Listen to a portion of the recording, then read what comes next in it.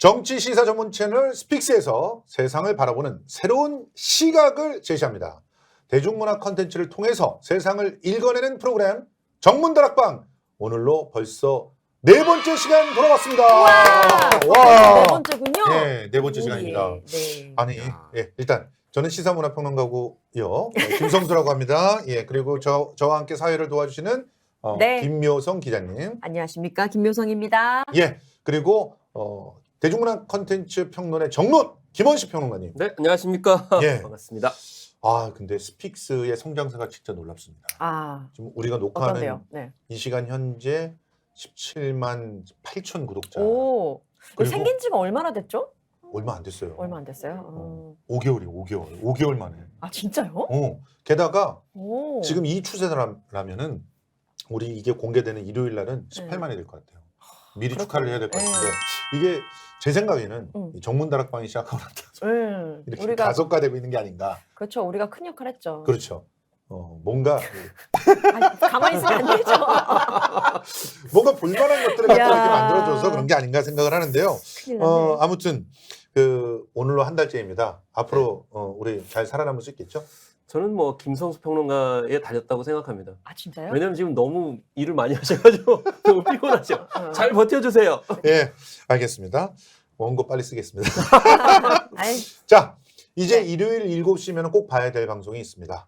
스픽스로 오셔서 정문 다락방을 클릭해 주시기 바랍니다. 그러면 뭔가 삶의 질이 달라지고요. 그리고 세상을 보는 그런 다양한 시각이 이해가 될 수 있는 그런 프로그램 정문 다락방입니다.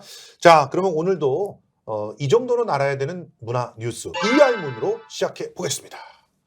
오늘 첫 번째 뉴스는 뭡니까? 네, JTBC의 단독 보도로 알려졌죠. 문화체육관광부와 부산시가 후원을 하고 네. 부산 섬유패션산업연합회가 만든 한복 홍보 영상이 논란이 되고 있습니다. 네. 한복 홍보 영상의 촬영 배경이요.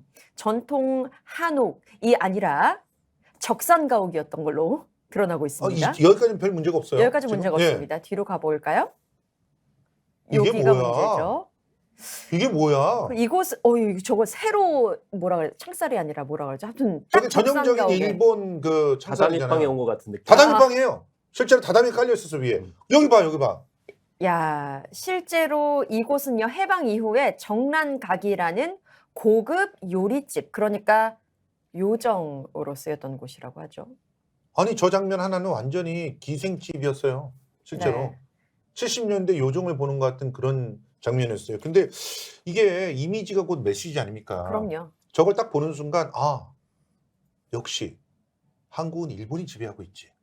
이런 이미지를 주는 데다가 더군다나 네. 70년대 기생관광이 딱 떠올라요. 네. 아니 이거 어떻게 이런 걸 만들 수 있지? 사실 요즘에 한복하면은 그 홍보 대상이 예, 전 세계로 뻗어나가잖아요. 그렇죠. 근데 일본만 보라고 영상을 만든 것 같아요. 누구 그러니까 보라고 뭐. 만든 거예요, 진짜. 아유, 네. 참나. 전혀 역사 공부가 없는 그런 상황이고 네. 또 어떻게 한복하면 기생을 떠올리는 그런 이미지, 아까 이미지가 메시지라고 예. 말씀하셨는데 그러면서 좀 굉장히 충격적이라고 생각이 드는데 사실 우리가 그 한복하면은 여성에다가 이제 프레임을 가둔 것도 이제는 예. 바뀌어야 된다고 생각해요. 맞아요. 그럼요. 왜냐하면 항상 한복을 입은 여성들은 다소근히 앉아 있고 심지어 뭐 부채춤을 추고 다소곳하고. 아니 그러니까 네. BTS가 이미 그걸 깨줬잖아요. 그러니까 아이돌에서 남자가 한복을 입고 네. 역동적으로 춤을 추지 않습니까? 그렇죠. 그걸로 이미 모범을 보여줬는데 왜 후퇴를 하냐고요. 그러게요. 아니 그러면 네. 문체부나 이런 데에서 만든 데도 있잖아요. 네. 어떻게 해명을 했습니까? 일단 요게 2007년에 국가 등록 문화재로 지정된 명소라고 해요. 그건 당연히 근데 적산가족들이 다 문화재지. 그건 그거고 예. 하필 왜 한복 홍보 영상을 굳이 왜 적산가옥에서 찍었을까라고 질문을 하니까 여기에 예. 대해서 우리 문화의 일부이고 예? 그다음 말이 더 일부지. 웃겨요. 그다음 예. 말이 이런 곳에서도 한복이 더 빛났으면 좋겠다라는 깊은 뜻에서 진행을 했다고. 이 말이 됩니까? 야 그럼 부산 홍등가에 가서 찍어라. 홍등가 같은 곳에서도 한복을 입는다 이러고 찍어. 그래 어디서든 뭐 찍어도 되면 뭐가 문제가 되겠습니까? 이미지는 메시지이기 때문에 그 자체로 판단하지 거기다 주석을 일일이 달아가지고 설명하는 건 아니잖아요. 아니, 참 보면요. 이거 옛날에 TVN에서 여름방학이라는 예능 프로그램이 있었거든요. 예. 거기에 배우들이 나와가지고 굉장히 힐링을 주는 감성 프로그램이었어요. 되게 좋은 프로그램이었죠. 예. 근데 그때의 집 이 인테리어가 네. 적산가옥을 본뜬 그런 인테리어 아니냐라고 어. 해서 되게 비판을 받았던 적이 있어요. 아. 예능 프로그램도 그렇게 비난을 받는데 예. 한복 홍보 영상을 굳이 적산가옥에서 찍을 필요가 있었을까? 여기서 내놓은 해명은 해명 같지도 않다. 그렇죠. 예, 절대로 아니, 그 통하지 않는다 뭐 봅니다. 거의 뭐 일본 사람들이 내놓은 해명 네. 같고요. 아니 문화체육관광부는 뭐라고 얘기합니까? 문화체육관광부요? 네. 그냥 예산만 내려주고 결과물은 따로 보고받지 못했는데요? 어우 웃겨 죽겠어 진짜. 아니 그런데 아니, 그 사실 지원 사업이라고 하면은요. 더군다나 이렇게 영상과 관련되는 지원 사업 제가 공연 기획하고 막 그러지 네. 않았습니까? 그리고 그 관련되는 공공기관 그 뭐 본부장도 하지 않았습니까? 네네. 가가지고 프리젠테이션 해야 돼요. 그럼요. 프리젠테이션 할 때 이런 거 이미지로 보여줘야 된다니까? 참 이거 그래요. 예산만 내려주고 이게 공무원들의 특징인 것 같아요. 우리는 그냥 집행을 해줬고 저쪽에서 알아서 책임진다라는 말도 안 되는 변명을. 그게 원래 원칙은 네. 8길이 원칙이잖아요. 네. 그래서 지원은 하되 이제 간섭을 하지 않는다는 영국의 문화 지원 정책에 따라서 하는 건데 네. 문제는 이게 지켜지지 않는다는 거예요. 두 가지 유형이 있는데 하나는 같은 경우는 문제가 생겼을 때 그걸 떠넘기기 위해서 자기 책임을 면책하기 위해서 그런 원칙을 강조한다든지 그렇게 예. 많이 활용을 하고 예. 있죠. 그리고 심지어는 우리가 이제 지난번에 윤석열차 그 만평이 네. 있었잖아요. 예. 그런 경우 같은 경우는 예산을 지원을 한 푼도 안 했고 이름만 빌려준 거예요, 사실은. 그런데도 이름만 빌려줬음에도 불구하고 그 왜 그렇게 그림을 그리느냐라고 해서 문제 삼았거든요. 그래서, 이름을 빼버리겠다고 예. 그랬죠. 그래서 결국에는 이게 팔길이 원칙이라는 그런 좋은 정책이 아니고 팔이 안쪽으로 굽는 정책이다. 그러네요. 네. 그러니까 자기한테 유리할 때만 적용을 하고 그렇지 않을 때는 배제하는 정책이기 때문에 문제가 되는 거죠. 우리 국민들은 이거 다 알고 있습니다. 솔직히 말해서 이게 우연입니까? 세종문화회관 그 버스 정류장에다가 네. 우길기 들어가 있는 그림 붙이고 뭐 그것뿐만이 아니라 그 각 궁에다가 일본 순사업 배치해놓고 그게 근현대사 체험입니까? 그래놓고 순사업. 업체 탓했죠. 그때도. 그렇죠. 예. 그리고 지금 야 진짜 정말 문화체육관광부 장관도 탄핵해야 되는 거 아니냐? 저는 그렇게 생각합니다. 알아서 거의 바뀌지 않을까요? 뭐 개강 얘기 있던데요. 예. 근데 개각이라고 해서 네. 그쪽이 바뀐다는 것도 또 웃기죠. 예? 그렇죠. 실제 바뀌어야 될 사람이 법무부하고 행안부도 행안부에 있는데요. 있는데. 예. 그러니까 꼬리 자르기로 맨날 문체부 장관만 들락날락거리고 그래도 잘라야 돼. 그래도 잘라야 돼 이 인간은. 아 참. 그 다음 네. 사람이 기다리고 있는 건 아닐까 생각해 봅니다. 그다음 사람이 뭐 나경원 이런 사람? 모르겠네요. 누군지는 네. 모르겠지만 어쨌든 줄을 서지 않았을까 싶은데요. 알겠습니다. 자, 두 번째 뉴스로 가보겠습니다. 네. 두 번째가 보겠습니다. 박찬욱 감독의 영화죠. 헤어질 결심.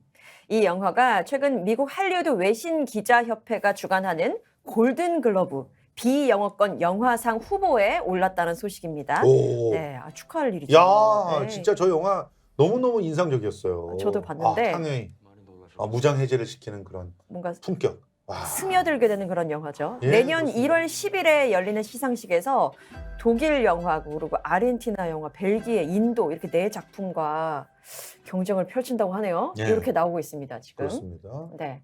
이름이 길어서 말 안 저 했어요. 서부전선 이상 없다는 저 봤어요. 보셨어요? 근데 저거보다는 헤어질 결심이 낫습니다. 다른 건 아직 전쟁 못 보셨고? 영화잖아요. 그러니까요. 예. 다른 거 못 봤어. 다른 거 못 봤으니까 그냥 우리가 타는 걸로 하죠. 아니 솔직히 저는 이 골든글로브가 이전에 했던 짓들을 생각하면 지금 헤어질 결심한테 상을 줘야 연피된다. 저는 그런 생각을 갖고 있는데 우리 김원식 평론가님 어떻게 생각하세요? 사실 뭐 계보를 계속 잇는다라고 저는 생각을 해요. 뭐냐면 미나리 같은 경우는 결국 디아스포라 영화였잖아요. 그렇죠. 이주민의 네. 영화이기도 네. 했고. 저번 골든글로브가 그 미나리 받았던가요? 네, 외국 영화상? 그렇군요. 예. 그렇습니다. 그래서 사실 이 박찬욱 감독이 이번에 헤어질 결심을 제작을 하면서 말한 게 있어요. 뭐냐면 영화를 한 나라만이 아니고 동아시아 전체가 만드는 거다. 브로커도 마찬가지였고. 그렇죠. 예. 그래서 이 탕웨이라고 하는 중국 배우가 출연을 했고 또 이 작품도 만추에 이어서 약간 다문화적인 요소가 있거든요. 그렇죠. 만추 같은 경우는 원래는 그게 다문화적인 요소가 없어요. 예. 근데 좀 못 느꼈는데. 원래 작품 같은 경우에는 이제 잠깐 가석방 됐다가 예. 나와서 자기 어머니의 장례식을 갈 때 국내에서 벌어진 일인데 2011년 만추 같은 경우는 그거를 이 탕웨이라고 하는 중국계 배우가 등장을 하면서 다문화적으로 이렇게 그렇죠. 만들었거든요. 네. 그래서 이제 그때 두 사람이 결혼하게 되는 그런 상황이 있는데 실제로 다문화적인 커플이 탄생을 한 거죠. 마찬가지로 이 박찬욱 감독은 국가주의 관점에서 예. 그러니까 우리나라에서 만들었기 때문에 우리 작품이야라고 하는 것보다는 탕웨이도 참여를 시키고 뭐 일본 감독도 참여를 시키고 이런 동아시아적인 관점에서 작품 만드는 게 굉장히 중요하다라고 했기 때문에 이번에 헤어질 기심 안 주면은 골든글로브 변하지 않았다 이렇게 공격할 수 그렇죠. 있죠. 솔직히 말해서 헤어질 결심의 핵심적인 포인트, 그러니까 박찬욱 감독이 우리를 불편하게 해주는 그 포인트가 뭐냐면 바로 인종차별입니다. 맞습니다. 자, 탕웨이처럼 생기고 탕웨이처럼 착해도요. 그래도 우리나라에서는 인종차별을 당합니다. 그리고 심지어 그 사람이 중국인이긴 하지만 이전에 우리 독립운동가의 후손이에요. 그렇죠. 그래도 인종차별을 당하는 거예요. 그 인종차별의 선입견이 바로 이 형사의 눈에 들어가 있기 때문에 자기는 영혼이 막 끌리고 있는데도 그런데 범죄자라고 낙인을 찍고 시작하는 거예요. 그러니까 이 얘기가 이따가 그러니까 오늘 이 헤어질 결심을 생각하면서 이따가 또 주목할 만한 문화 현상의 혐오도 네. 이렇게 선택을 했거든요. 한번 같이 생각해보는 시간을 가지면 어떨까 하는 그런 제안입니다. 헤어질 결심을 그런 시선으로 보질 않았어가지고 그냥 다시 봐야겠는데요? 이걸 그냥 러브 스토리만 생각했죠. 네, 그러면서 네, 좀 그랬죠. 그렇죠. 근데 실제로는 굉장히 미묘한 그 토대가 깔려 있어요. 그래서 그걸 다 알지 못하고 이걸 보면 좀 생뚱맞은 러브 스토리가 자꾸 돼요. 그런데 그거를 깔고 보면 왜 저 남자가, 왜 저 여자가 사랑하고 있음에도 자기를 스스로 전부 다 털어놓지 못하나. 유부남이잖아요. 유부남이기도 하지만 이게 역설이 두 가지가 있어요. 네. 뭐예요? 뭐냐면 맨 처음에 용의자라고 해서 잠복 근무를 해서 면밀하게 봐요. 근데 그렇죠. 형사는 원칙주의자예요. 네. 그렇죠. 그래서 굉장히 세밀하게 봐요. 네. 그랬더니 전혀 생각하지 못한 매력을 발견하게 되는 그렇죠. 거예요. 이거 다음 주에 저희 컨텐츠로 헤어질 결심 갈까요? 오케이, 뭐 한번 좋았어요. 해보겠습니다. 나머지는 다음 주에 한번 유부남 네. 하나만 갖고 너무 분기탱천하시는 거 아니에요? 발작 버튼입니다. 예, 알겠습니다. 자, 네. 그러면 일단 이 작품이 지금 또 골든글로브를 받게 되면 또 앞으로 더 큰 네. 희소식들이 있지 않겠습니까? 오스카상에 기다리고 있잖아요. 예. 그건 또 내년 3월 13일에 열리긴 하는데 이게 골든글로브의 후보 지명은 이게 전초전이다. 오스카로 그렇죠. 가는. 그래서 여기에서 좋은 소식이 있으면 오스카에서도 좋은 소식이 있을 것이다라고 많이 분석을 하시더라고요. 아, 물론 이제 요즘에 골든글러브하고 아카데미가 같이 가는 경우가 없는 경우 많아요. 예. 또 그렇겠습니까? 골든글러브가 안 주면 아카데미가 주고 이렇게 가는데 아니 그래도 이건 기본적으로 그 오스카 그 뭡니까 레이스 또 오스카 캠페인 그런데 요거 지금 하는 골든글러브가 아카데미에 닮아가고 있어. 그렇기 때문에 골든글러브하고 아카데미가 이번에 합치될 가능성이 있다라고 생각이 들고 네. 무엇보다도 이제 비평가들이 좋게 보면 상을 받을 가능성이 높습니다. 그래서 예. 골든글러브뿐만이 아니라 지금 최근에 뉴욕타임즈에서 예. 올해의 10대 영화로 선정을 했는데 맞아요. 네. 기생충이 상을 받을 때도 뉴욕타임즈의 10대 영화에 꼽혔었거든요. 전미 비평가협회도요. 이거 올해 5개 영화 중에 하나로 꼽았어요. 근데 거기서도 기생충을 꼽고 그다음에 오스카를 그렇죠. 받았단 말이야. 그 분위기는 아주 좋다고 예. 생각합니다. 비평가의 비평이 정말 척도가 될 수 있겠네요. 진짜. 그렇죠. 네. 사실 뭐 근데 돈이 되게 많이 드는 일이에요. 홍보하는데 돈 엄청 들잖아요. 어마어마해요. 네. 그래서 아마 박찬욱 감독이니까 또 레이스를 할 수 있지 않나 이런 생각도 듭니다. 근데 네. 솔직히 골든글로브가 문제가 좀 많지 않았습니까? 이전에 약간 외면을 받죠. 인종차별 문제라든지. 그렇죠. 네, 그 여러 가지 이슈가 있던 걸로 기억하는데 어떤 게 이게 있었나요? 제가 알기로는 그때 당시에 이 할리우드 외신기자협회가 네. 불법적으로 막 기자들한테 돈을 나눠준 거야. 돈을 나눠줬죠. 돈을 또 걷다가 줬었대요? 그러니까 일종의 뇌물들을 그냥 어. 돈이 막 들어오니까 그거를 주체할 수 없어서 막 자기네 회원들끼리 나눠가지고 막 이런 거야. 그리고 87명이나 되는 회원 중에 흑인이 한 명도 없었답니다. 네. 뻔할 뻔치 아니에요? 그러니까 세상에 브리저튼에서 흑인 주인공을 인터뷰를 안 해. 거부해버렸어. 야, 진짜 너무하죠? 근데 사실은 노골적이다. 최고의 한 방은 우리 미나리 때문 아니었습니까? 그렇죠. 그랬죠. 사실 한국어가 많다는 이유만으로 자국의 영화가 아니다. 외국 영화다. 브래드 피트가 만들었는데도 브래드 불구하고 피트가 제작했어. 어이없어가지고 진짜. 네. 제작사가 미국인데 어떻게 자기네 영화가 아니라고 부정을 해버려. 그리고 여기 그 감독도 사실 미국인이지. 미국이죠. 한국계지만. 미국 국적을 가지고 있죠. 맞아요. 그리고 전체의 50%는 아니지만 48%는 영어인데. 그렇죠. 그렇잖아요. 거의 대부분이 다 영어로 써 있는데도 불구하고 미국에서 찍기도 했고. 예. 한국 가족에 나왔다라는 이유로. 예. 그거야말로 사실은 인종 차별의 이제 판박이었죠, 사실. 네. 그래가지고 그때 당시에 MBC 그 방송국이 생중계 거부하고 너무너무 초라해진 게 나중에 수상 결과 발표를 트위터로 했다? 트위터로 했었나요? 진짜 생중계도 없고 방송을 안 해주니까. 그래서 미나리의 덕이 작용할 거다. 왜냐하면 그렇게 미나리에 대해서 홀대를 했기 때문에 네. 이번에 헤어질 결심 안 주면 정말 난리 날 것 같아요. 네, 뭐 그런 배경도 있고 또 작품 자체가 워낙 뛰어나니까 그렇죠. 안 주고는 못 빼길 것이다라고. 이번에 그 골든글러브는 확실히 좀 체계를 바꿨어요. 그래서 외신기자협회의 회원을 늘렸어요. 그러면서 네. 늘리는 회원들로 뭐 전국 전 세계 62개 나라의 회원들을 더 확충을 했고 예. 그리고 이번에 평가를 할 때 여자를 52%를 좀 구성을 그렇게 네, 좀 그렇게 비율을. 집어넣어서 여성 차별 혹은 뭐 인종 차별 이런 문제로는 다시는 무리를 빚지 않게 그렇게 네. 준비를 했으니까 MBC가 그래서 다시 생중계하기로 했고 할리우드 스타들도 간다 그러는데 근데 뭐 이렇게 매번 소수 인종 배려할 때 보면 흑인만 참여시키지 아시아계는 아니 참여도 아시아계도 안 들어갔어요. 시켜요. 이번에 아시아계. 아시아계, 라틴계, 흑인, 어. 중동계 뭐 다양하게 구성을 했다고 하네요. 맞아요. 몇 명 안 돼요. 또 모르 그렇죠. 이게 구색 맞추기에 불과할 수도 있다라고 네, 우려를 지켜보겠습니다. 하시는 것 같네요. 근데 어쨌든 이 영화는 정말 제대로 이 영화의 메시지를 갖다 들여다보는 사람이라면 특히 인종차별 문제를 겪었던 골든글로브야말로 네. 상을 줄 수밖에 없다. 그렇게 줌으로써 우리는 이걸 극복했다라고 이렇게 얘기할 수밖에 없다. 그럼 그렇게 저희가 생각합니다. 골든글러브에 기회를 드리는 걸로. 그렇습니다. 자, 기회 될 테니까 잘 받아 먹으세요. 자, 세 번째 뉴스로 넘어가 보겠습니다. 네, 다음 뉴스 가겠습니다. BTS의 맏형 진 씨가 네. 군입대를 했죠.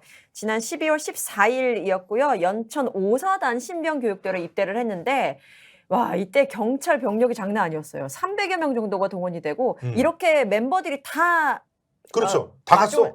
나갔거든요. 예. 나갔는데도 굉장히 조용하게 입대가 이루어졌어요. 육군에서도 종합상황실을 운영하고 난리를 못 쳤지만 팬들이 예, 저는 혼자 웃었어요. 그러니까요. 팬들이 왜냐면 알아서 오지 않았어요. 경찰보다 팬들이 없어. 그렇죠. 그리고 취재진보다 팬이 없어. 맞아요. 네. 팬이 한두 명밖에 안 되니까 그 사람만 계속 온갖 매체에 다 나오는 거예요. 제가 이렇게 세봤는데 30명이 안 되더라고요. 얼마 안 됩니다. 저는 진짜 대단하다고 보는 게 오지 말라고 해서 안 오는 안 가요. 팬들 나 정말 대단하다고 봅니다. 이번에 네. 아미의 수준을 너무 낮게 본 겁니다. 네. 아미는 죄송합니다. 절대 민폐를 끼치지 않고요. 근데 그게 적정한 선을 지킵니다. 그게 맞습니다, 진짜. 그렇죠. 네. 그렇기 때문에 뭐 굉장히 많은 인파가 있어서 무슨 사고가 일어날 것이다라고 굉장히 분위기를 조성하는 거는 팬덤 정신에 좀 많이 어긋난다고 생각이 들고요. 맞죠? 그리고 솔직히 위버스는 또 북적북적했어요. 이런 게 다 어떻게 보면은 회사가 미리 준비를 했기 때문에 또 가능한 일 아니었나 이런 생각도 들어요. 위버스라고 하는 그런 일종의 회원들의 커뮤니티를 그렇죠. 네. 아주 풍성하게 만들어서 거기서 모든 걸 다 할 수 있게 해주고 진이 그랬어요. 우리 위버스에서 만나면 되잖아. 네. 그러니까 네 그러고 전부 다 안 가고 위버스로. 그리고 위버스에서 또 자기네들끼리의 사진들 이런 것도 막 공개를 해주니까 네. 오히려 거기 가야 자료를 볼 수 있는 거야. 거기서 충분히 누릴 수 있군요. 그렇죠. 소통을 할 수 있고. 그래서 사실 방탄소년단이 처음에 글로벌 팬덤을 형성한 게 SNS로 투명하게 소통했기 때문이거든요. 그렇죠. 그래서 이번에 김석진 씨도 딱 이렇게 자기 까까머리를 딱 찍어가지고 네. 골반에 딱 공개를 하고 예. 그런 모습들이 어떻게 소통을 하느냐 이런 것들이 잘 보여졌다라는 측면에서 맞습니다.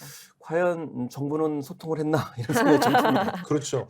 사실은 저는 이번 이 사태를 보면서 가장 부끄러워야 할 곳은 이 정부와 또 정치권이다. 정치권이죠. 특히 네. 국민의힘의 성모 의원 같은 경우 끝까지 BTS 코인 타보려고 발악을 하지 않았습니까? 박형준 씨 같은 경우도 얼마나 진짜 자기가 숟가락 얹으려고 했습니까? 근데 이게 당당하게 그냥 군대 들어가잖아요. 심지어 군대를 걱정해서 팬들 보고 오지 말라고 자제시키고 그러면서 딱 들어가잖아요. 그러니까요. 그런 상황을 봤을 때 무슨 팬덤이 몰려가지고 안전사고가 날 것처럼 이렇게 분위기를 잡는 예. 그런 정부와 정치권과 언론의 태도가 정말 웃음을 유발할 수밖에 없었다는 그리고 거죠. 그 병역 특례 갖고 감 계속 보고 병역 특례로 압박해가지고 정말 짜증났어요. 아, 아니 저희가 계속 얘기했잖아요. 그러니까. 방탄소년단은 분명히 팬들과 약속을 해서 가겠다라고 밝혔는데 괜히 왜 뒤흔들어가지고 그렇죠. 소속사도 뒤흔들리고 결국에는 멋지게 갔습니다. 네. 그래요. 에 지금 만기 전역일이 어제 들어갔는데 예. 24년 6월 12일이라고 예, 합니다. 그러니까 18개월 이제 본 거죠. 18개월. 예. 뭐 조금 전에 자막 보신 것처럼 전혀 뭐 다른 이 장병들이랑 차별 없이 똑같이 그렇게 생활할 거다라고 군에서는 이야기를 했고 그리고 막내가 지금 97년생이거든요. 그렇죠. 전국 씨인데 네. 차례로 만약에 순차적으로 입대를 한다 그러면 완전체는 25년 예, 25년 저 여름에나 가능해요. 나온다고 하네요. 그러니까 이제 연기를 뭐 반 30세까지 하게 되면 2029년이 되는데 지금 시나리오는 이렇습니다. 전반적으로 봤을 때 2023년 말이나 2024년 초에 다 입대를 하게 되면 2025년 말에 예. 완전체가 돼요. 맞아요. 근데 또 다른 시나리오는 뭐냐면 이제 슈가하고 제이홉하고 RM하고 해서 1차로 한번 가는 거예요. 2024년에 2024년. 그렇겠다. 그러면 2025년에 잠깐 나와가지고 남은 멤버들하고 1년 동안 활동을 하다가 아. 어허. 그 다음에 나머지 멤버들 전국을 포함을 해서 가면은 그게 이제 2026년에 2027년이 되니 그 야. 이후에 활동이 가능하다. 근데 선택지는 개인들이 해야 되기 때문에 그렇죠. 아직 알려진 바는 없는데 네. 어쨌든 소속사는 2025년을 지금 얘기하고 있는데 음. 아마 자율적으로 결정하지 않을까 싶습니다. 근데 지금 뭐 군백기 이런 거 얘기하고 뭐 군백기 나와서 없어요. 계속 뭐 인기가 있을까 없을까 얘기하는데 안 그래요. 솔직히 말해서요. 지금 진 한 명 갔잖아요. 네. 나머지 6명이 각기 전 세계 최고의 스타로 음. 사방에서 러브콜 받으면서 활동을 합니다. 그리고 오히려 제가 보기에는 회사의 수익은 더 올라갈 것 같아요. 그럼요. 볼륨이 커지니까요. 6명이 그냥 그 음반하고 6명이 콘서트하고 음. 그러고 다닌단 말이야. 그런데 무슨 군백기가 있습니까? 오히려 개별적으로 특정 스타를 좋아했던 팬들 같은 경우는 개탄 거야. 그럼요. 요 기간 동안에 왜냐하면 엄청나게 많이 나와 지금. 어, 아. 그러니까 볼 게 많아. 볼 게 많지. 옛날에 뮤직비디오 하나만 봐도 우린 진 분량이 너무 적어 뭐 이랬단 그렇죠. 말이야. 맞아. 그랬는데 이제 그런 게 없어. 그래 더 좋은 거예요 오히려. 그래놓고서 또 완전체가 되면 더 좋지 또. 그렇죠. 오랜만에 완전체를 만나니까 얼마나 진짜 짜릿하겠어요. 네. 이건 어떻게 보면은 자연스럽게 군대라고 하는 걸 이용해서 마케팅 전략을 세웠다 이렇게 봐도 되는 거예요. 그렇죠. 그래서 개별 활동을 선언했고 그다음에 군대 가기 전에 앨범을 발표를 하잖아요. 네. 그래서 그 사이에 이제 굉장히 풍부해지는데 그래서 국방부에서 해야 될 일은 개별 활동들을 어떻게 서포트를 해주겠다라고 구체적으로 얘기하지 뭐 공연을 해줄 수도 있다 이렇게 애매하게 얘기하면 안 되는 거죠. 지금 그런 게 지금 걱정이야. 이상한 뭐 뮤지컬 출연시키고 그게 아, 문제입니다. 활동했다 이렇게. 속된 말로 정말 뽕 뽑을까봐 무섭습니다. 그러니까요. 예. 네. 수준의 퀄리티가 굉장히 낮아질까봐 그게 제일 문제인데 거기에 대한 얘기가 없어요. 예. 정국이한테 막 뽕짝 부르게 하고 막 이러면 좀 그럴 텐데. 어쨌든 예. 걱정이 됩니다. 자 오늘 이 상황을 보더라도 병역에 문제가 있다고 해도 얼마든지 당당하게 그것을 오히려 플러스로 만들어낼 수 있는 그런 전략, 기획, 능력 이런 게 있으면 됩니다. 그런데 아직까지도 찌질하게 외국에서 울고 있는 스티븐 유 정말 답답합니다. 본인에게 그런 능력이 없고 잊을만 하면 정말, 나옵니다. 예, 본인이 또라이였기 때문에 그렇게 된 거지 결코 남에게 그런 어떤 무슨 책임을 떠넘기지 말기 바랍니다. 본인의 선택은 본인이 책임져야 되는 거니까요. 네. 자, 이렇게 지금까지 이알몬에서 뉴스들 살펴봤습니다.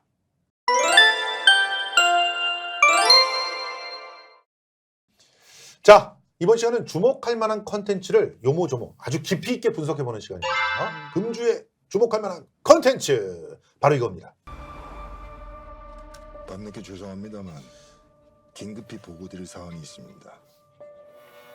이야 멋지다. 저 투샷. 갑자기 비주얼에 감탄하는 시간입니까? 그렇습니다. 영화 헌트죠 지금. 네.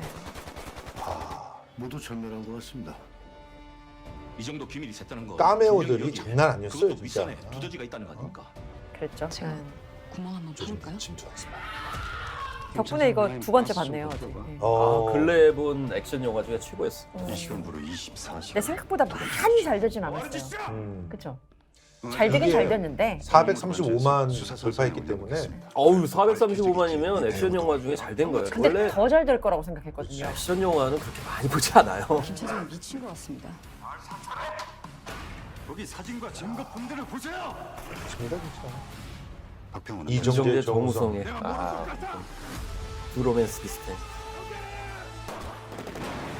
이정재 감독이라는 거에 굉장히 열광했죠. 놀라운 그렇지. 자기가 잘하는 걸 해야 돼요. 영화판에서 불렀던 네. 이 난 이거 반드시 저력이 여기서 다 드러났어요. 야 헌트였습니다. 네. 8월 10일 날 개봉해가지고 16일 동안 박스오피스 1위를 갖다 계속 지켰고요. 그리고 결과적으로 손익분기점도 넘겼어요. 네. 그러니까 손익분기점 넘긴 영화라는 것도 굉장히 의미심장한 뿐만 아니라 이 넷플릭스로 옮겨와서 지난 12월 7일에 다시 넷플릭스에서 개봉을 했는데 지금까지 한국 영화 1위. 아, 넷플릭스 영화 쪽에서는 넷플릭스에서 그럴만합니다 사실. 저도 그렇죠. 몇 번째 봤으니까. 그러니까요. 평소에 그럼 액션 영화, 총싸움 영화 좋아하세요? 잘 안 보는데 전쟁 영화는 잘 안 보고 총 쏘는 건 좀 봐요. 도시에서 총 쏘는 건 제가 볼 수 있어요. 아니 전선에서 쏘는 건 안 보고. 네, 그건 너무- 기본적으로 네. 본인이 평가하기에는 네네네. 이 영화 손꼽을 만한 액션 영화라고 생각하지 그럼요. 네. 그리고 일단 보면서 저는 도대체 왜 때문에 돌아가는 게 2022년과 저 때가 똑같은 것인가 그렇지. 이런 생각을 역시 가질 수밖에 없었고 네. 왜 정우성 씨가 이렇게 얘기하잖아요. 목표가 같으니 잠시 손을 잡는 거요. 그래서 야, 김용민하고 김용민 변희재가 아저씨 보면서 저는 어떻게 영화관에서 그렇게 보면서 연결이 됩니까? 영화관에서 보면서 목표가 뭐 같으니 잠시 손을 잡는 거요. 정우성과 이정재를 야. 그렇게 비유해? 그렇습니다. 정우성, 이정재의 비주얼을 생각하면 안 돼요. 그러니까 예, 정우성이 변희재 씨인 거잖아요. 일단 그렇게 비주얼을 자꾸 그렇게 아니 그쪽으로 팬들이 하면 지금 아니, 난리가 비주얼을 생각 났어. 안 된다고요? 팬들이. 저는 그렇게 봤다. 그런데 일단 나는 깜 영화제에서 일단 호평 받았던 것도 대단하다고 보는데 네. 감독 이정재로서 완전히 인정을 받았잖아요. 게다가 배우들이 너무너무 이 작품을 하고 싶어하는 거예요. 어떤데 그 이유가 있었다고 생각하십니까? 아니 근데 사실은 칸 영화제가 지금 변화하고 있는 와중에 딱 정확하게 걸려든 것 같아요. 왜냐하면 칸 영화제가 그동안 너무 예술적인 작품만 한다고 그래가지고 네. 호표에 시달렸었어요. 근데 이 헌트를 딱 선정을 해가지고 딱 선을 보이니까 또 그냥 호평뿐만이 아니고 입장권이 다 매진됐어요. 진짜. 그렇기 때문에 액션 영화이면서 그러니까 오락성도 가지고 있으면서 사회적 메시지도 다 갖추고 있었기 때문에 칸이 선정을 했다. 이게 굉장히 전 중요하다고 생각을 합니다. 그리고 뭐 카메오들이 너무너무 많았잖아요. 혹시 다 기억하세요? 그쵸. 어떤 사람 나왔는지? 일단 가장 먼저 꼽으려면 황정민 씨. 아니 너무 많이 나오잖아 그 그래, 사람은. 그러면 주지훈 씨. 주지훈 씨 봤어? 주지훈 주지훈 씨는 저 처음에 애매해. 솔직히 제대로 나도 못 봤어요. 두 번째 찾았어 겨우. 그리고 박성 누구죠? 박성웅 씨. 박성웅 씨. 예. 예. 대사가 없지 않았나요? 두 명 다? 그렇죠. 예. 거의 없었어요. 저 근데 처음에는 제대로 못 봤고 예. 나중에 기사 보고 예. 맞다 나왔었구나라고 하면서 두 번째 봤을 때 황정민은 진짜 제대로 봤죠. 이용병으로 나왔으니까 엄청 많이 너무 나왔어요. 많이 나왔는데 모르면 안 사실상 되지. 그 한 씬으로 조연상도 가능할 정도로 그러죠. 맞아. 맞아요. 네. 아니 완전 그리고 씹어 먹었어요 진짜. 뭐 조우진 씨도 또 조우진 씨는 이성민 대사에서. 씨도 다 이제 이성민 씨도 정말 짧게 나왔잖아요. 맞아요. 참 이런 걸 보면서 인복이 네. 터졌구나 진짜. 맞습니다. 그런 그러니까 생각이 배우 드는데. 생활 참 잘했다. 왜냐하면 카메오 요청했을 때 그래서 야, 이 배우들이 어떻게 나올까? 더구나 액션 영화에. 그래서 사실 보는 사람 관객들 입장에서는 정말 다양한 배우들이 최고의 탑스타들이 다 나왔구나라고 네. 좋아했지만 네. 영화계에서는 마냥 좋아할 수는 없는 노릇이었다라는 네. 대중문화 전문 소문이 기자로서 있었어요. 얘기하시는 네. 거죠? 왜냐하면 네네. 당연히 부러운 일인 거죠. 질투나는 일이고 그냥 신인 감독으로서만은 이룰 수 없는 구성이기 때문에 제작 현실에서. 그렇죠. 제작 현실에서 봤을 때 이야. 물론 이정재 씨가 배우로서의 어떤 경력도 있고 그 나름의 평판도 좋기 때문에 이런 인맥을 모았겠지만 그래도 다른 신인 감독들이 봤을 때는 부러움의 대상이 될 수 있는 한 신이었던 거예요. 알겠습니다. 노 자, 개런티죠? 오늘 이야. 저 얘기할 주제는 그게 아니니까 일단은 자, 이 영화에서 가장 주목받았던 건 소재입니다. 네. 아웅산 테러 사건. 그렇죠. 솔직히 말해서 지금까지 그 어떤 그 창작자들도 아웅산 테러 사건을 이렇게 정면에 다룬 그것도 이렇게 문제적으로 다룬 그런 사람이 없었어요. 자, 네. 이외에도 굉장히 굵직굵직한 사건들이 다 녹아 있지 않습니까? 그렇죠. 그래서 이제 정성이 좀 의협심이 있는 군인으로 이렇게 분하고 있는데 그래서 5.18 민주화운동 당시에 죄책감을 느낀 거죠. 그렇죠. 거기에 이제 참여를 하는 바람에 굉장히 고민을 많이 하다가 결국에는 군 내부에도 이렇게 양심이 있었겠구나라는 생각이 좀 드는 거죠. 그래서 12.12 쿠데타로 전두환이 정권을 이제 갖게 되는 그런 상황 속에서 너무나 많은 광주 시민들이 학살당했기 때문에 거기서 양심의 가책을 가졌던 군인이 있었고 그 군인이 그렇죠. 그 전두환에 대해서 일종의 이제 복수 내지는 응징을 하는 거죠. 네. 그 장소로 이제 아웅산 테러 사건을 했는데 사실 이제 태국에 그런 장소로 약간 변경을 했지만은 모티브는 똑같다 이렇게 볼 맞습니다. 수가 있는 것이고요. 그리고 뭐 이제 수많은 간첩단 사건을 만들었던 것들을 중간중간에 넣으면서 굉장히 현실감을 느꼈던 그런 설정들이 많이 있었어요. 하여튼 중간중간에 그 간첩 조작을 하기 위해서 네. 고문하는 모습 고문하는 이런 장면. 것들도 정말 적나라하게 이근환이 나오잖아요. 그렇죠.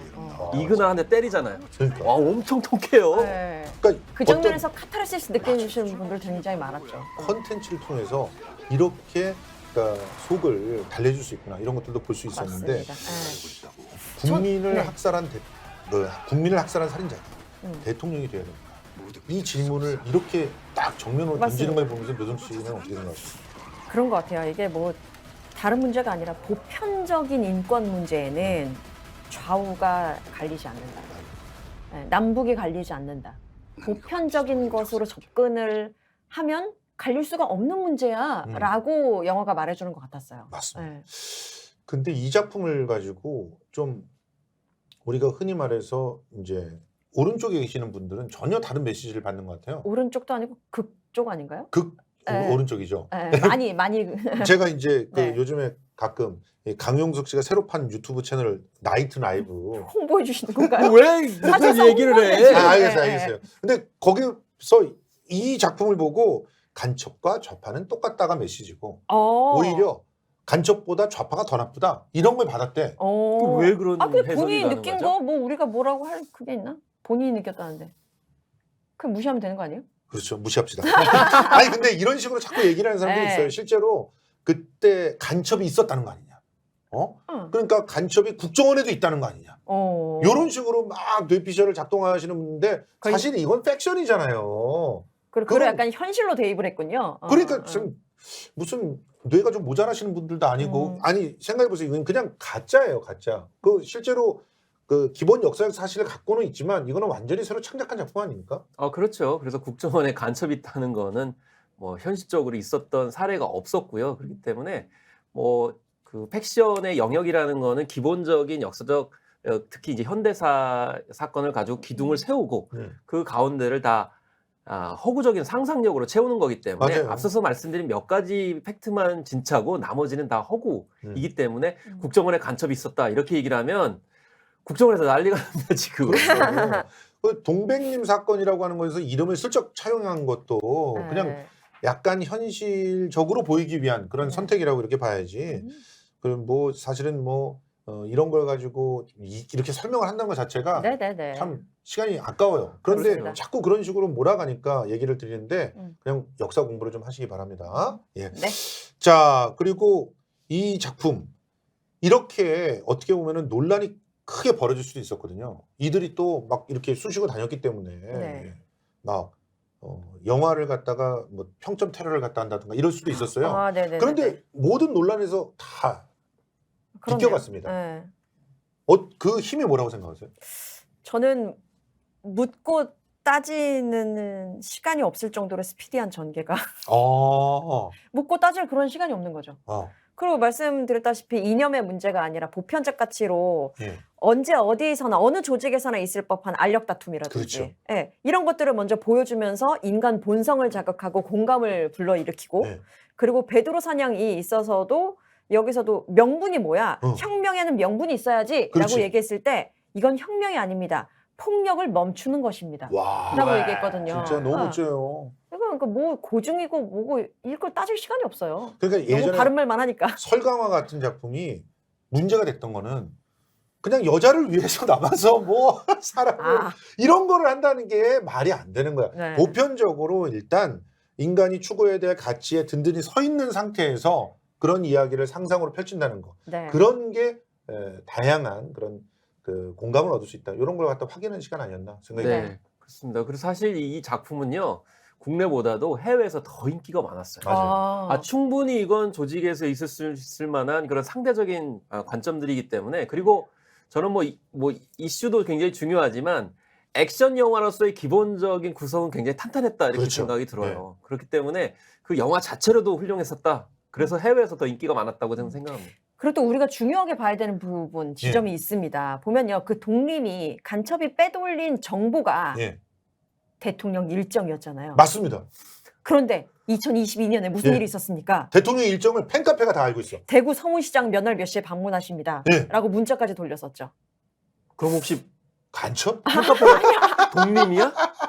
아니 독립? 그러니까 진짜 너무 어이가 없는 일들이 일상 속에서 막 일어나니까 사람들이 그게 얼마나 심각한 문제인지 모르는 거야. 그렇죠. 세상에 어저께도요. 네네네. 우리가 이제 녹화하는 시간에서 어저께죠. 네. 갑자기 울진에 내려가서 신한운을 1호기 그 뭐 새로 그 행사 참석하는 행사 게 있었죠. 거기에 참석을 해야 되잖아요. 아우 추워서 못 가겠어. 근데 울진은 영하 네. 1.6도야. 근데 추워서 못 추워서 가겠구나. 안전사고가 우려된대. 그럼 안 갔어. 그런데 시민의 제보가 딱 날아듭니다. 네. 12시에 한남동 앞에서 경찰들이 벌벌 떨면서 차량을 막고 이렇게. 아, 그런 또 영화. 대개 12시에 들어가신 뭐 하다가 들어가 이러고 이게 아닐까. 우리는 그렇게 생각하죠. 아, 국가 공권력이 그렇게 활용되면 되겠습니까? 네. 그렇습니다. 아휴. 그러니까 혈세인데. 일정을 이렇게 새나가게 하면은 그게 그래요. 간첩질이에요. 네. 그런데 지금은 다 보여요. 일정이 다 보여. 출퇴근을 하다 보니까 거기서는 그 일정 그렇게 하면 빼려고 간첩이 할 일이 없어지잖아요. 영화에서는 일정 빼려고 막 그냥 암호하고 러시아 무슨 거기서 갖고 그렇죠. 와가지고 막 하고 또 다 그거하고 했는데 또 지금은 그냥 문자만 하면 되는 건가? 그렇죠. 사진 딱 찍어갖고 딱 올리면 되는 거예요. 결국 그러게요. 간첩 실업자 만들려고 하는 건가? 네. 자, 이 작품을 보면서 이 K 컨텐츠의 DNA가 극대화된 작품이다. 이런 아, 평가들도 있었어요. 어떤 요거에 면에서요? 대해서 네. 짧게 짚고 넘어갔으면 좋겠는데 평론가님.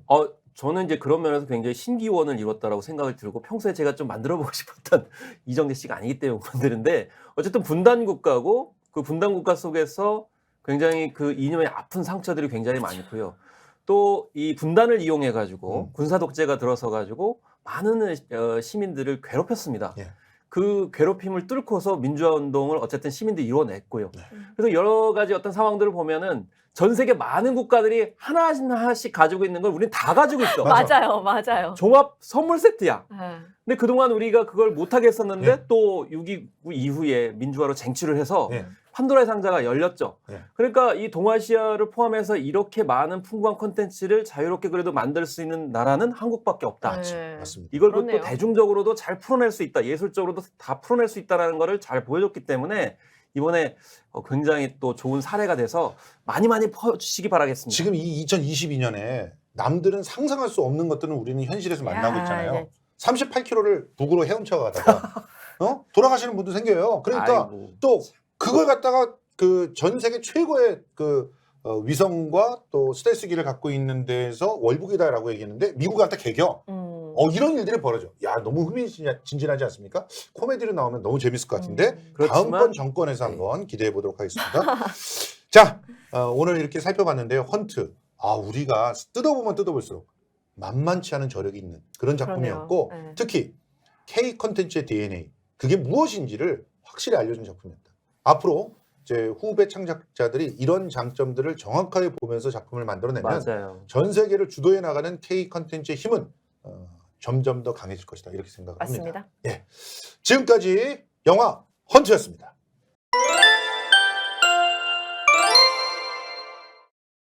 자, 민주주의의 힘을 확인할 수 있는 작품 헌트까지 만나보고 이제 우리가 들여다볼 것은 대중문화에 주목할 만한 현상 시간입니다. 자, 오늘 다뤄볼 현상은요. 혐오의 일상화라고 하는 현상입니다. 자, 요거 좀 간단하게 좀 설명을 해주셨으면 좋겠어요. 그 혐오가 일상화된다라고 하는 게 어떤 겁니까? 일단 개념을 딱 잡고 들어갑시다. 혐오가 일상화된다는 건 그것이 혐오가 아니라고 생각을 하는 거죠. 혐오가 혐오라는 인지조차 안 되는. 그러니까 상대방한테 어떤 뭐 영향을 갈지에 대해서 전혀 생각하지 않는 걸 당연하다라고 생각을 하고 그다음에 이제 두 번째는 놀이처럼 생각하고. 예, 대상화하는 것을 넘어서서 약간의 악마화하는 현상들이 거기에 이제 포함이 되고 있다는 거고 그다음에 제 관점으로는 문화적으로 이해하려고 하지 않아요. 이태원에서 일어났던 압사 참사도 사실은 많은 지금 논란들을 일으키고 혐오 반응을 이제 일으키고 있는데 그 문화적으로 이해를 하지 않거나 편견에 차서 자꾸 바라보려고 하기 때문에 계속 그런 제2차, 3차의 가해가 이루어지고 있다고 생각합니다. 자, 이 혐오의 일상화 겉으로 보기에는요. 이게 뭐 그렇게 심각한 사회 현상일까? 문화 현상일까? 이렇게 생각하지만 사람을 죽게 하고 있습니다. 실제로 이것도 역시 녹화가 되는 시점에서 어저께였죠. 네. 고등학생이 이제 극단적 선택을 한 상태로 발견이 됐습니다. 12구 참사의 생존자였죠. 그렇죠. 네. 그런데 유서도 남기지 않았어요. 음.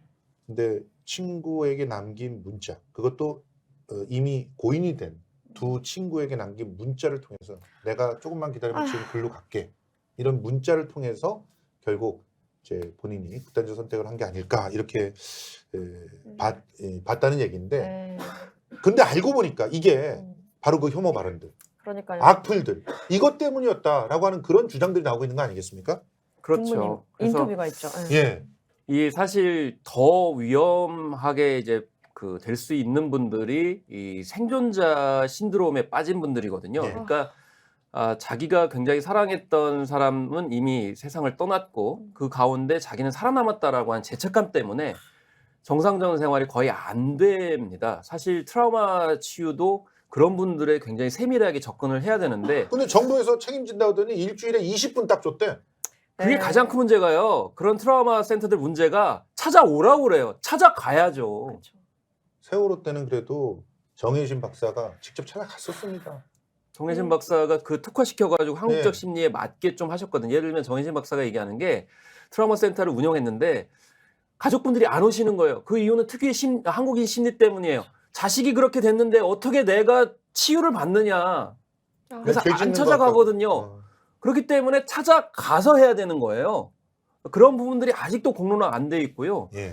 그러다 보니까 그 악플에 시달리는 것에 대해서, 그러니까 2차, 3차 가해가 이루어지고 있는 것에 대해서 지금 처벌을 안 하고 있잖아요. 또 처벌 당하죠.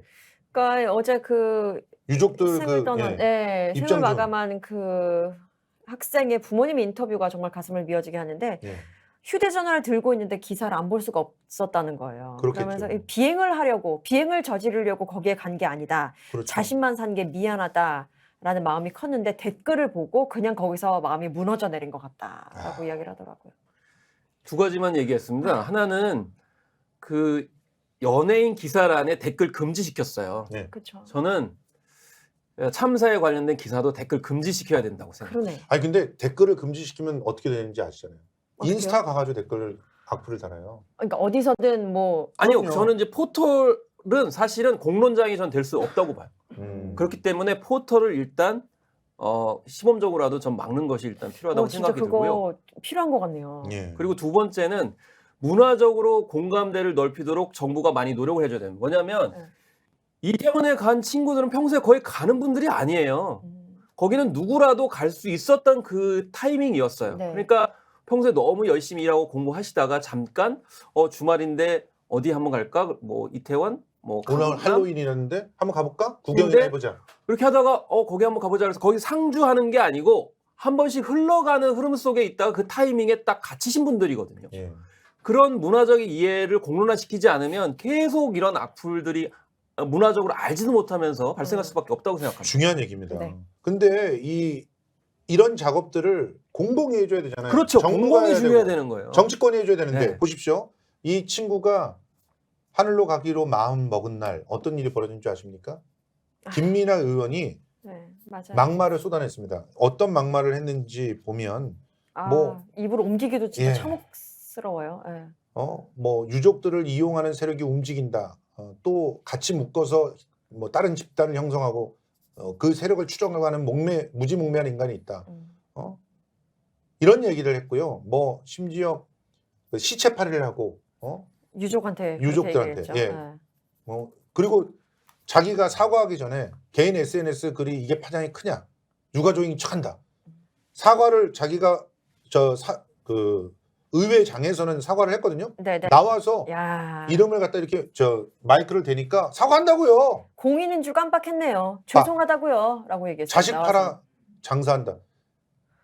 저뿐만 아니에요. 송원석 의원은 음모론 또 맞습니다. 펼쳤잖아요. 300m 밖에서도 사람이 죽었다고 하지 않느냐. 그거를 저 국회에서 이야기하더라고요. 예. 그리고 뭐 장재훈 의원 애초에 국정조사 받아주는 게 아니었다. 누가 정당화 시킵니까? 권성동 의원 이 시민단체랑 합해가지고 공금을 횡령하는 그런 위험이 있다. 네. 이런 막말들을 여당과 정치권에서 먼저 해내니까 아니 그 밑에 그걸 본받아가지고 악플들은 더 들끓을 수밖에 없는 거예요. 네이버는 가서 기사를 들여다 볼 수가 없을 정도예요. 맞습니다. 저분들 다 모욕죄로 처벌해야 됩니다. 당연하죠. 그래야 되는데. 아, 그래 지금 정의당 아마 그 지역 정의당에서는 고발을 했죠. 예. 김민아 의원에 대해서는 그랬죠. 그리고 정부는 뭘 하고 있느냐. 사실 공익 광고가 이런 거 해야 되는 겁니다. 그러니까 참사로 돌아가신 분들은 마약하러 간 게 아니다. 그리고 우리의 모두의 건실한 청춘들이었다는 거를 공익 광고 협의회에서 해야지 이걸 누가 합니까? 그러네요. 그런데 정부에서 공식적으로 폐륜으로 지정한 게 있잖아요. 희생자 명단을 공개하면 폐륜이다. 심지어 지금 뭐 조사하고 있죠. 예. 개인정보보호원인가요 거기서? 지금 아주 세상이 거꾸로 쓴 거예요. 실제로 한 그 유튜버는요.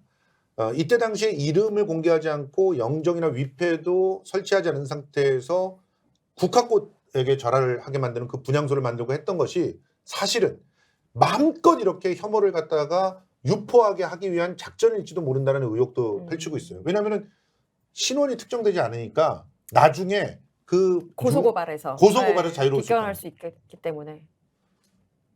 지금 그래서 댓글들이 마음껏 혐오를 하고 있습니다.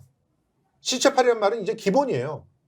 근데 이자들을 왜 그 법적 처벌을 하지 않느냐? 본인을 특정해서 그런 그게 모욕들이 아니죠. 들어왔을 때 모욕죄로 할 수 있고. 누군지 모르는 상태에서 그냥 비난을 쏟아냈기 때문에 법적 처벌을 비껴갈 수 있다라고 예, 주장을 하고 있죠. 그런 거예요. 그렇죠. 그냥 아나운서들 이렇게 싸잡아서 얘기하면 음. 뭐 그렇게 성희롱을 해도 안 된다는 거예요. 강용석. 그러니까 지금 새로운 법이 필요하지 않느냐 이런 얘기들이 나오고 있거든요. 일단 이 부분부터 살펴보겠습니다. 혐오 그 자체가 인간의 자연스러운 본능이라고 하는 거 이거는 다들 인정하는 거 아닙니까?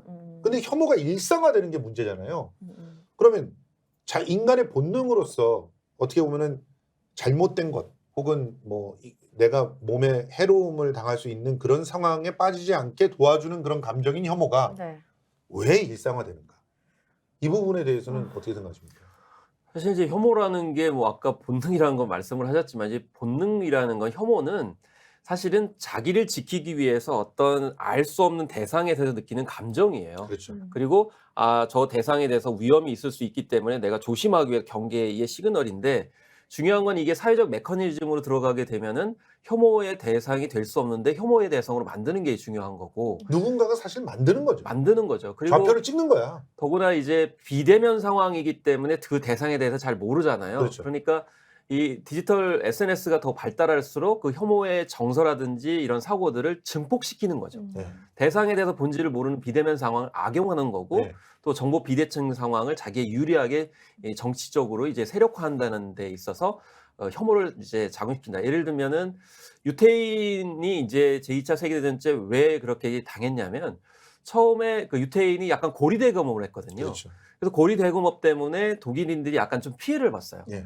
그러니까 그거를 유태인에 대한 혐오로 이용을 한 거예요. 그렇죠. 그러니까 유태인들은 돈만 알고 음. 굉장히 모든 걸 다 자기 이익을 위해서 무슨 짓이든 한다라고 해서 나치가 그것을 통해서 이제 정치 권력을 획득하거든요. 그렇죠. 혐오를 정치에 이용한 거죠. 네, 그런 상황 속에서 당시에 또 경제적 상황이 안 좋았고 그렇기 때문에 나중에는 600만 유태인을 학살하게 되는 상황까지 간 거거든요. 네. 그러니까 처음에 혐오가 이루어지는 건 굉장히 사소할 수도 있지만 처음엔 심리적으로 가다가 나중엔 물리적으로 갑니다. 처음에 왕따시키고 배제시키고 이제 편견에 찬 행동을 하다가 네. 나중에는 심지어 폭행을 가하고 이게 피라미드 피라미드가, 네. 5단계 설이 있거든요. 한번 그 그림을 갖다 보시면서 설명을 해주시면 더 좋을 것 이야. 같아요.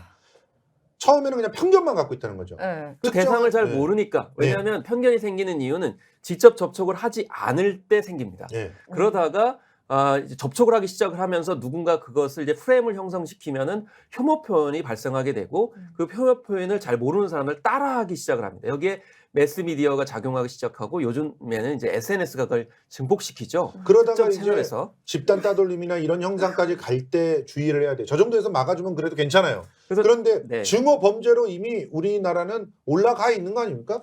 그래서 차별이나 괴롭힘이나 배제는 약간 심리적인 거에 가깝습니다. 네. 그러니까 조직 내에 있다 하더라도 배제시키고 왕따시키는 거 그래서 심리적으로 압박을 가하죠. 그래서 나가도록 압박을 가하니까 나중에 못 견뎌가지고 튕겨나가는 사회 벌어지는데 3단계는 차별, 4단계가 증오범죄, 5단계가 집단학살인데 차별에 가서는 분리를 시키는 그렇죠. 거죠. 그렇죠. 그전에는 그냥 자연스러운 따돌림 정도였다면, 집단 따돌림 정도였다면 여기서는 아주 구조적으로 분리를 시킵니다. 그 구조적으로 분리하는 단계에 지금 와 있는 게 아니라는 거예요, 지금. 우리나라가. 차별 단계. 왜냐면은 예를 들어 그 정규 노조, 계약직 노조 네. 분리해 놨잖아요. 그리고 계약직 노조하고 정규직 노조하고 싸우게 만들고 있잖아요. 이런 것들이 지금 이 3단계까지 와 있는 상황이고, 여기서 더 나가면은 이제 협박, 뭐 폭행, 방화, 테러, 기물 파손에 이르는 증오 범죄가 일어날 수 있다는 거예요. 네. 그리고 나중에는 집단 학살로. 이 나치의 학살이죠. 그리고 어디에요? 저기 그 일본에서 벌어졌던 대지진 때 그때 그렇죠. 일어났던 조선인 학살 사건. 조선인 학살 사건. 그게 저거잖아요. 그래서 위기 무섭다. 상황에 오게 되면은 이제 그 범죄를 합리화하게 되는 네. 그런 위험 지경까지 가게 되기 때문에 이걸 평소에 관리하지 않으면은 그게 부메랑이 우리한테 돌아올 수 있기 때문에 굉장히 이제 관리가 필요한 거죠. 근데 저는 이런 그 음모론이 있었는데 한번 그 생각해 봐야 된다고 봐요. 애초에 박근혜 정권 시절에 댓글 조작을 했었잖아요. 그러면서 전라도 혐오를 어마어마하게 퍼뜨린 사람이 실제 처벌을 받지 않았습니까? 거기다가 그때 당시에 일베라고 하는 사이트를 국정원이 만들었다는 소문도 있었잖아요. 아직까지 그건 수사가 안 됐습니다. 근데 네. 이런 부분이 명명백백하게 밝혀지고 그런 책임자들을 처벌함으로써 다시는 이런 식의 혐오 범죄들을 국가적인 차원에서 만들면 안 된다라고 하는 거를 딱 시스템을 세워놨어야 되는 거 아닌가. 사실 이 국정원이 만약에 혐오 댓글을 했다고 그러면 이건 정말 그 유례가 없는 반인륜적인 범죄거든요. 왜냐하면 국민의 혈세로 최정예 요원들을 발굴해서 그걸 트레이닝 시켜서 댓글 이걸 관리한 거죠. 혐오 표현을 하려면은 굉장히 그 정교하게 개발을 해야 되거든요. 맞아요. 거기에 모든 가용장을 투입했다고 그러면 이거는 국민의 혈세뿐만 아니라 국력을 낭비한 거거든요. 그렇죠. 첩보원들이 아까 뭐 헌트도 말씀드렸지만 안보를 위해서 힘써야 됐던 사람들을 혐오 발언을 만들기 위해서 그리고 같은 국민들을 이간질하게 만들었다고 그러면 이건 언어도 아니고 조직 자체를 배신한 거거든요. 네. 그래서 진실을 밝히고 정말 가중처벌을 해야 된다고 생각을 해요. 네. 그래서 나중에 헌트 2가 만들어지면 이 국정원 댓글 좀 한번 다뤄줬으면 좋겠습니다. 그렇습니다. 어.